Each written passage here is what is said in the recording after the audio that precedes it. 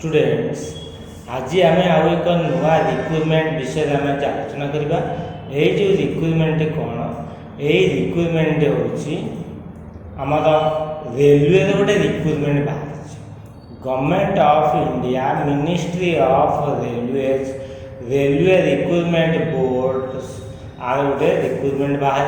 ये रिक्रुटमेंट कौन बर्तमान ता विषय आम डिटेल आलोचना करवा। वो विषय ना जो भैकेन्सी गुड़िक बाहर रेलवे से भैकेन्सी विषय में आम आज आलोचना करवा। टोटाल पोस्ट करते ना टोटाल पोस्ट हूँ 6557 पोस्ट 6557 पोस्ट टोटाल बाहर। आमर जो पोस्ट बाहर पोस्ट हूँ दुईटा कैटेगरी पोस्ट बाहर। टेक्नीशियन ग्रेड 1 सिग्नल पे लेवल हूँ 7 पे 5 इनिशियल पे हूँ 29,200 टंका। मेडिकल स्टैंडर्ड B1 यार बयस हूँ 18 वर्ष रु 33 वर्ष। टोटाल वैकेंसी हूँ 323 पोस्ट। बर्तमान देखा सीरियल नंबर 2 रे टेक्नीशियन ग्रेड 3 लेवल 2 इनिशियल पे हूँ 19,900। आर विभिन्न medical standard annex bit wise post wise parameters गुड़िक रही। एज हूँ केते सुधा 1 जुलाई 2026 सुधा 18 वर्ष रु 30 वर्ष बयस एवं टोटाल वैकेंसी हूँ 6,234। सीरियल नंबर 1 एवं 2 दुईटा मिसीगला बेलू आम टोटाल वैकेंसी केते हूँ 6,557 पोस्ट 6,557 पोस्ट। बर्तमान देखिए इंपोर्टाट डेट्स कौन कौन रहा। Date of indicative notice in employment news गोटे इंडिकेटिव नोटिस बाहर थिला 23 मे 2026। यार opening date of online application opening date हूँ 30 जून 2026 एवं closing date of submission of online application यार क्लोजिंग डेट हूँ 29 जुलाई 2026। तामाने आपण माने 30 जून 2026 रु 29 जुलाई 2026 मध्य अप्लाई करेंगे। Last date for application fee payment for the submitted application last date कौन हम ना एप्लिकेशन फीटा पेमेंट करने लास्ट डेट हूँ 31 जुलाई 2026। Date for modification window for corrections in application form जदि एप्लिकेशन फॉर्म में आप कौन करेंगे किसी भूल भाल है करेक्शन कर डेट हूँ 1 अगस्त 2026 रु 10 अगस्त 2026। Dates during which eligible scribe candidate must provide their scribe details in the application portal। से डेट हूँ 11 अगस्त 2026 रु 15 अगस्त 2026। बर्तमान आम कौन कले ना किसी डिटेल्स विषय आम इंपोर्टाट डेट वैकेंसी विषय जानले। बर्तमान देखा एज लिमिट। बर्तमान कौन देखा एज लिमिट। बर्तमान देखा एज लिमिट कौन यार एज लिमिट कौन कौन अच्छी।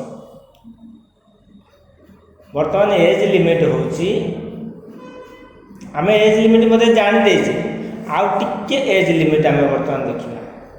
बर्तमान देखिए आम एज लिमिट कौन हो पोस्ट कौन रहा पोस्ट रहा टेक्नीशियन ग्रेड 1 सिग्नल केते बयस 18 वर्ष रु 33 वर्ष केते सुधा हो 1 जुलाई 2026 सुधा।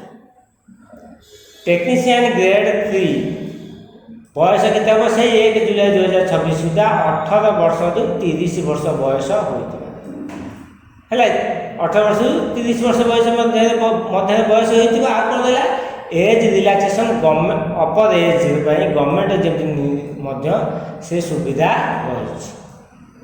बर्तमान आम देखा एग्जामिनेशन फी। एग्जामिनेशन फी केते रही? एग्जामिनेशन फी होची for all candidate except category mention below serial number 2। Serial number 2 रे जो कैटेगरी रही छाड़ी देला परे ताको पे केते टका ना 500 टका।